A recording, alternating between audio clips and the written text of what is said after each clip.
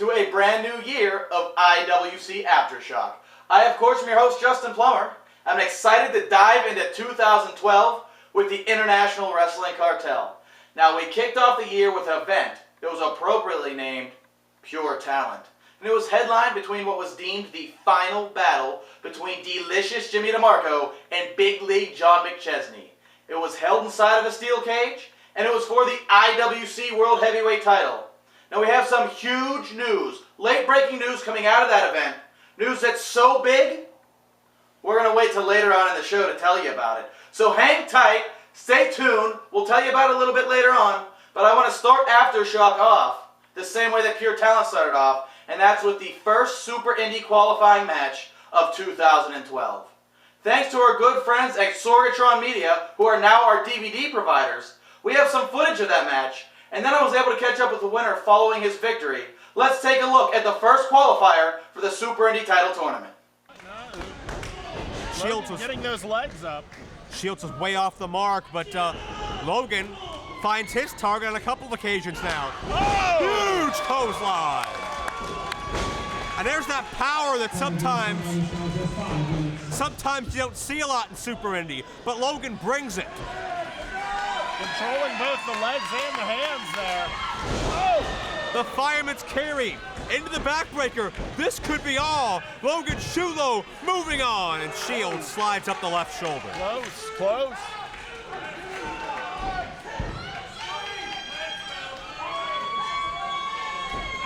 Shulo catching his breath. He has a little bit of time to work with. Oh, what's he got here? Shulo up to an electric chair. Shades of John McChesney for a moment. We'll see him in a big-time main event. Steel cage challenge, but Shields counters. A beautiful Hurricane Rana. Looked like he was going for a power bomb, and Shields just ready for it. A straight boot right to the jaw. A lot of momentum on that one, and Bobby Shields could be looking to put this one away. Shields has attempted to qualify for a number of Super Indy title shots in the past. He's never gotten there. Could this change? If it does, it won't quite yet. Man, that was close. Logan Shulo in no man's land at this point. He has to get up. He has to use what brought him to the dance here. Use his size, use his power. That power and that agility that Logan used so expertly in the beginning of this matchup, but Shields has cut off that distance between himself and Logan very, very nicely. Smart move by Shields. He has him draped over the that turnbuckle. No place for him to go. Shields going superplex perhaps. That's a lot of weight to get over. It's a big frame Shulo has. Oh. And the bottom drops out for True Talent. Another. Not where the Bobby the Body wants to be. The Kevin Sullivan Tree of Woe. And Shulo, we saw a little bit of this in that ladder match, which really was Shulo's arrival on the scene in a big way. Oh, and we see it again. Good Lord. A big-time double stomp. And Shields out on his feet. Up to his feet. I am impressed. Logan goes electric chair again. Into a sit-out powerbomb. Folds up Shields' body. Good night.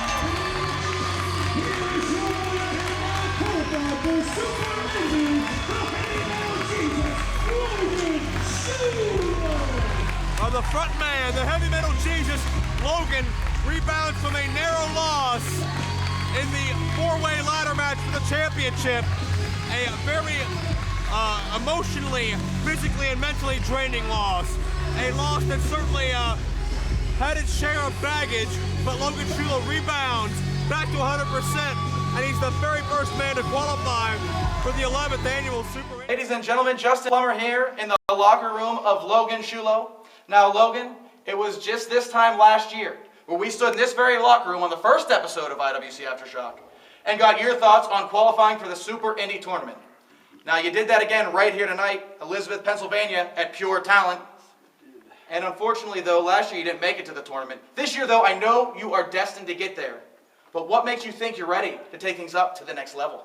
Well, like you said, Justin, a year has gone by. A lot's happened for Logan Shulo, some good and some bad also. But the last time you saw me, I was in a ladder match here, right in the same place, Elizabeth, PA. And I was going for the Super Indy title. I was on that ladder. I had the belt in my hands, but I just couldn't pull it down. I couldn't bring it in that night. But that's okay. I have no problem starting from the bottom and working my way to the top. Nothing against it. You see, it's a new year. I'm a new man. And I want that Super Indy title. I've got one goal in mind. So in order to do that, I have to win the Super Indy tournament. I am Heavy Metal Jesus. I said it, so it shall be done. Ladies and gentlemen, Logan Shulo, once again, your first qualifier for the Super Indy title tournament. Folks, if you want to keep up to speed on all of the Super Indy tournament qualifiers, be sure to continuously check IWCWrestling.com. We'll keep it up to date as guys get into the big dance. Now, Super Indy qualification matches were not the only thing that was going on at Pure Talent. Once again, the IWC gave you 3 title matches, and it started off with the tag team title defense. The One-Nighters defending their titles for the first time against the team of David R. DeMira and Tyler Stone, but this time they had Joe Rosa in their corner. Now, the One-Nighters were successful in defending their titles, but shockingly, following that match, Joe Rosa and Tyler Stone turned their backs on David DeMira, spiked his skull right into the mat, and walked on out looking like they formed a new team. I was able to catch up with both teams following this match. First, I want to take a look at Tyler Stone offering his apology, I guess you could say, to David DeMira. And then I want to take a look at the other side of the spectrum, 2 gentlemen that got victory, the One-Nighters, in their locker room with their titles. So you're going to see a big contrast here, but let's take a look at both teams following this tag team title match. Dave, you in here? How you feeling, man? Everything? Oh. How can you do that to me? Listen. You turned your back on me. We trained together. Yeah, you know, but the thing is, I'm an elite athlete. Look at yourself. You are stuck in the past. I'm reaching for the stars. That's the problem. Stars. Here. That's the problem. Here. How about you and I one more time in Clearfield? We end this. You sure you want to do that? You Yeah, remember it's last okay. time, right? It's okay. It sounds like a singles. It's cool. You want to go one-on-one wherever he goes, though I go. So do you really think you Whoa, guys. You guys want to do 2-on-1 versus Dave DeMira? Sure. No. It's not like that. In Clearfield, Dave, you need a partner? I'm your partner. We'll kick these 2 pretty boys. Pretty boys? Pretty boys. Okay, I like it. You came in here, you're fired up. Woo! You're ready to go. You didn't tell me who you were, but I know who you are. You're Bronco McBride. That's right. Yeah, I like it. It's cute. You're the guy that had the partner that quit because he didn't want to wrestle with you anymore. So now you got nobody, so you're going to jump into other people's business. That's fine. You want a match with us? Clearfield? Is that what I'm hearing? Cornerstones versus the Puds or whatever you guys want to call them? That's great. We're on. Is that cool? Yeah. Bud? Way cool. Okay. We'll see you guys there. Oh, yeah. We told you it would only take one night to become the tag team champions. And it only took one night to defend those belts, and it's only going to take one night to retain these belts. So Clearfield, Pennsylvania, Bobby Beverly, Nikki Valentino, we're going to roll into that one-horse town. And we don't care if it's the Gambinos. We don't care if it's the Founding Fathers. We don't care if it doesn't matter. We don't care if the Legion of Doom, Demolition. I don't care. It doesn't matter because on that night, we're going to roll into that one-horse town. We're going to get the 1, 2, 3, and we're going to roll out still IWC Tag Team Champions because it only takes one night for the One-Nighters. So looks like we're going to have Stone and Rosa versus DeMira and McBride at Combat in Clearfield 3, which is sure to be a great tag team match. More on that event later, though, because while we're talking about tag team encounters, we have to touch on the big grudge match of the night. The match between the Gambino brothers and the Founding Fathers. All the hatred and animosity building up for over a year all boiled down to this match. And right before it began, it was announced that the match would be contested under relaxed rules. Well, the match got underway, and to the delight of the fans, the Gambinos got the revenge and defeated the Founding Fathers. But here's the twist.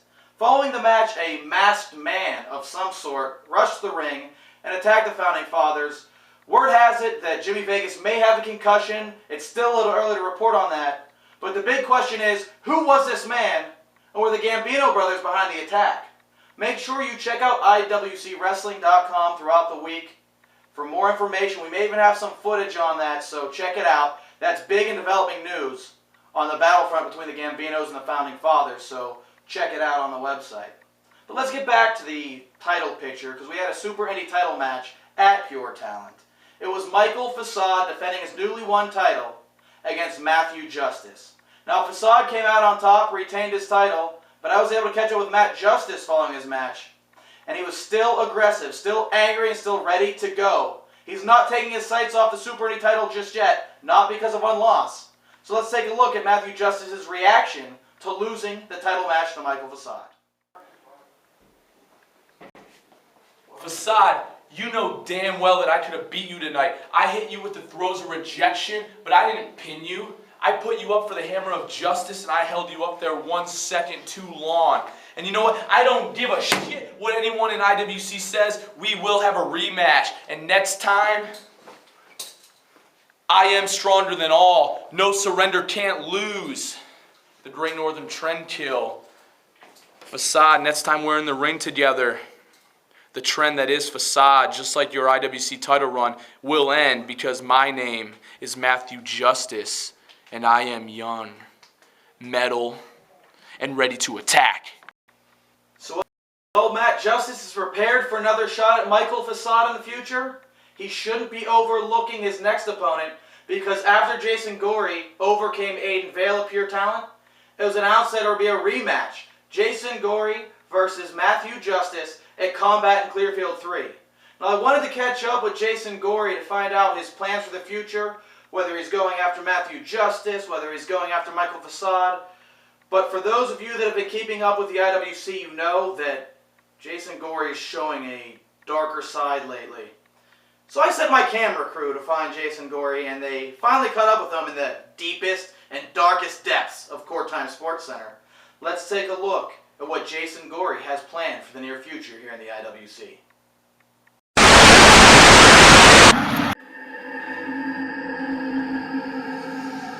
Matthew Justice, the last time we met, I was a different man. And you stole the victory from me! And what did you do with that title shot? You wasted it! You lost! You step into the ring with me this time, I'm a whole different person. And if you think you're gonna steal the win from me this time, you are sorely mistaken. You see, I don't need that competitive spirit anymore. I don't need the cheers of the fans.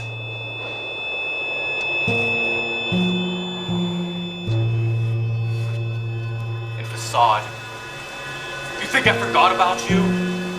You think I'm gonna wait until the Super Indy tournament to get my hands on you? You're sorely going to pay. You see, when I get my hands on you, there will be blood.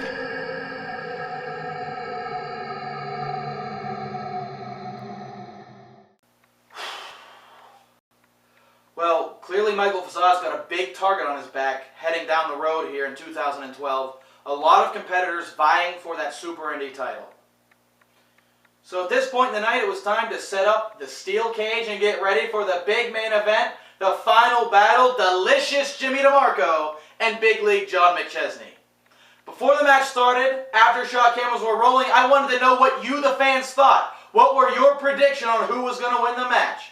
Was it going to be Delicious, or was it going to be the Big League? What did you have to say? Let's take a look. We're bringing back IWC Fan Reaction.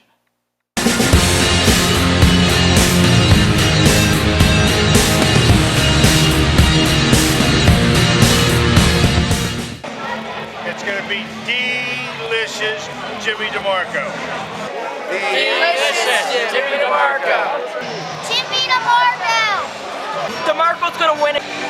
Okay, here's what I think. McChesney's gonna suck Jimmy DeMarco's muscles. Tonight, Jimmy DeMarco is gonna take McChesney and slam his head into that cage. It's gonna get crazy. But I think DeMarco is gonna come out on top. I've been to these shows, I know the man, I know the myth, and I know the legend. Delicious Jimmy DeMarco will make John McChesney suck his muscle. Jimmy DeMarco, John McChesney, steel cage. My prediction, I think victory will be delicious. So it's pretty clear that the fans were rooting for Jimmy DeMarco. They were 100% behind him. They want him to win the match. They want him to hold on to the title. And that's exactly what he did. Now, that breaking news that I was talking about earlier on in the show, well, the match itself was unbelievable. But it was the events that transpired following that match that were even more unbelievable, because in despicable fashion, Jimmy DeMarco turned his back on the very fans that stood in front of this camera and professed their pride in him, gave him their support, looked up to him as a hero. He joined forces with Chest Flexor, turned his back on you, on all the fans in attendance, and then physically assaulted Chuck Roberts in the middle of the ring. At that point, Flexor and DeMarco booked it back to the locker room. I tried to catch up. I wanted an explanation. I wanted to get an explanation for you, because you as the fans deserve one. But DeMarco was having nothing of it. I got some footage. I can show you at least his reaction. There wasn't much to it. But this is Jimmy DeMarco following these atrocious events. Jimmy, Flexor, hey, guys, what was that? What was that all about that we just saw out there? Jimmy, hey, come on, man. Get out of here! We don't gotta talk to you!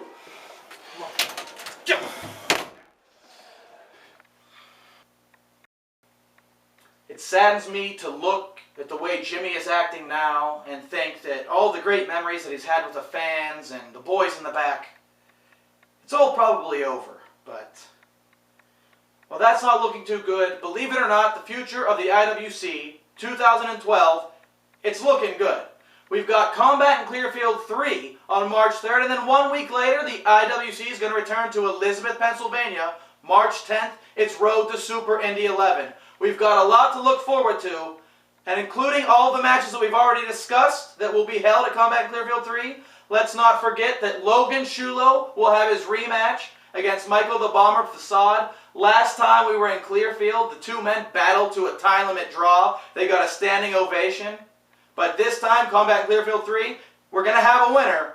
And that winner will be the Super Indy champion, because the title's on the line. In addition, Dalton Castle's making his return to the IWC. He's going to battle Sebastian in a lumberjack match. We've got all of that and so much more for Combat in Clearfield 3.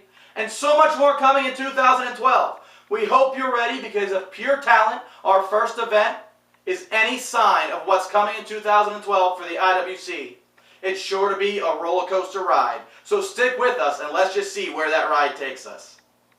Folks, unfortunately we are all out of time. I want to thank you for joining us once again. And as always, if you're still with us, you just survived the Aftershock.